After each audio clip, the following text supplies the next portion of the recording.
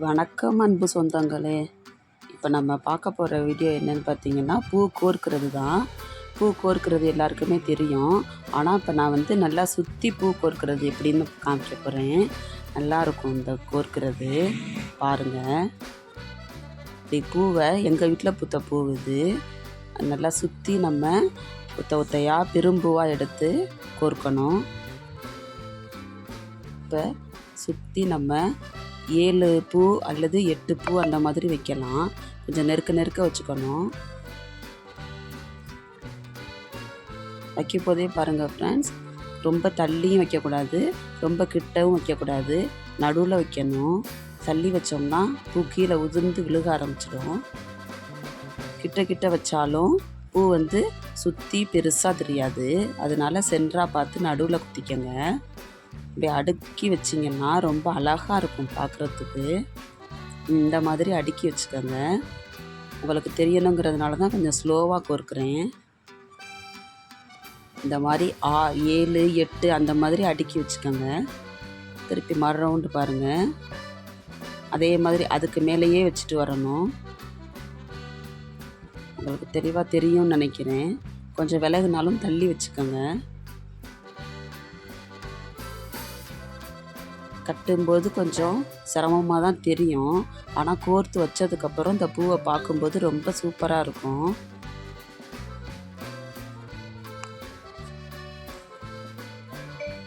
பாருங்கள் ஃப்ரெண்ட்ஸ், சுற்றி விடணும். கொஞ்சம் நெருக்க விடணும். நகர்ந்தாலும் பரவாயில்ல, நெருக்க வச்சுக்கோங்க.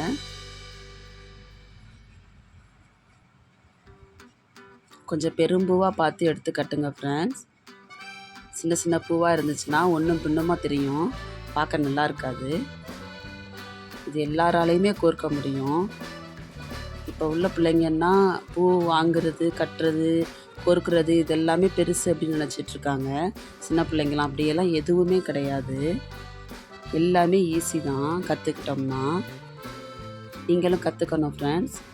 இப்போ நான் பூ கோர்க்கிறது உங்களுக்கு பிடிச்சிருக்கு அப்படின்னு சொன்னால் கமெண்டில் சொல்லுங்கள்.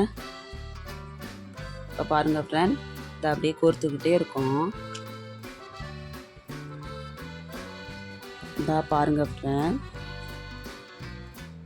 அப்படியே வச்சு இப்போ இறக்கி காமிக்கிறேன் பாருங்கள் ஃப்ரெண்ட்ஸ். அப்படியே பூவை கோர்த்து இறக்கி நூலில் கீழே இறக்கி வச்சுட்டேன்.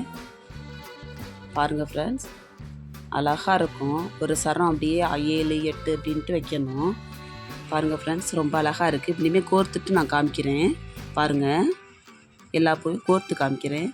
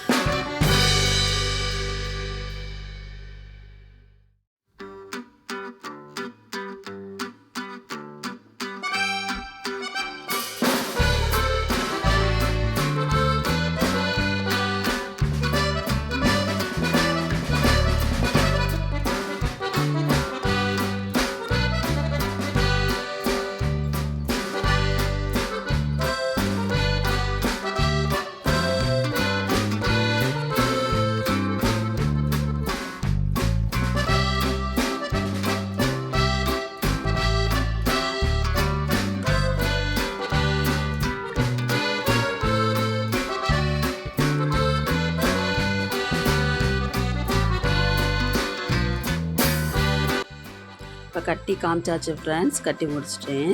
இப்போ நம்ம என்ன பண்ணணும்னா கடைசியாக 2 தையல் எப்போதும் போல் 2 பின்னல் போட்டுக்கணும்.